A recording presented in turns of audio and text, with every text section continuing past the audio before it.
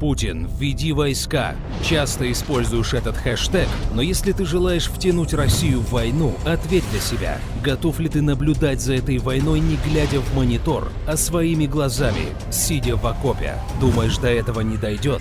Ты ошибаешься. Спровоцировать ввод российских войск на Украину – это важнейшая задача для Соединенных Штатов. Одна из целей США – списать крах экономики Украины на Россию. Давайте будем реалистами. Украину не возьмут в состав Евросоюза, а кредиты МВФ не помогут экономике восстановиться. Но как только на Украину войдет наша армия, Россию можно будет обвинить во всех бедах украинского народа. Ведь это из-за России перестали платить пенсии и пособия. Из-за России разрушена вся промышленность. Эта Россия забрала у украинцев их европейскую мечту. Конечно, можно выполнить требования диванных генералов и ввести войска. Но как это будет выглядеть для мирового сообщества? А вот как. Россия вводит войска без резолюции ООН на территорию независимой Украины. Правительство Украины Россию об этом не просит, а то правительство, которое просит, пока что никем не признано. Для мирового сообщества это будет называться одним словом – агрессия. А против агрессора Запад настроит весь мир.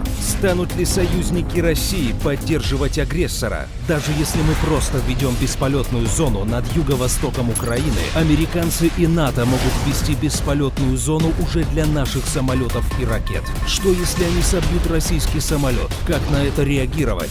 Бросить танковые колонны к Ла-Маншу? Начать войну со всей Европой и Штатами, плюс Канадой и Австралией? Так ведь именно этого США и добивается. Америка задыхается от колоссального госдолга, который превышает 17 триллионов долларов. Им срочно нужна большая война. Массовое банкротство компаний, крах держателей долговых расписок, схлопывание рынка ценных бумаг – это триллионы сгоревших виртуальных денег.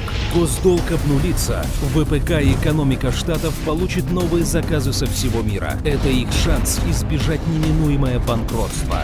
России эта война не нужна. Оттягивание конфликта настолько укрепляет, но в Донбассе гибнут люди, и руководство России оказывается перед выбором: плохое решение или очень плохое. Погибнут сотни или погибнут сотни тысяч, а то и миллионы. Это страшный выбор, но такова реальная геополитика. И когда ты в очередной раз заявляешь, что Путин слил Юго-Восток, задумайся, к чему ты толкаешь свою страну.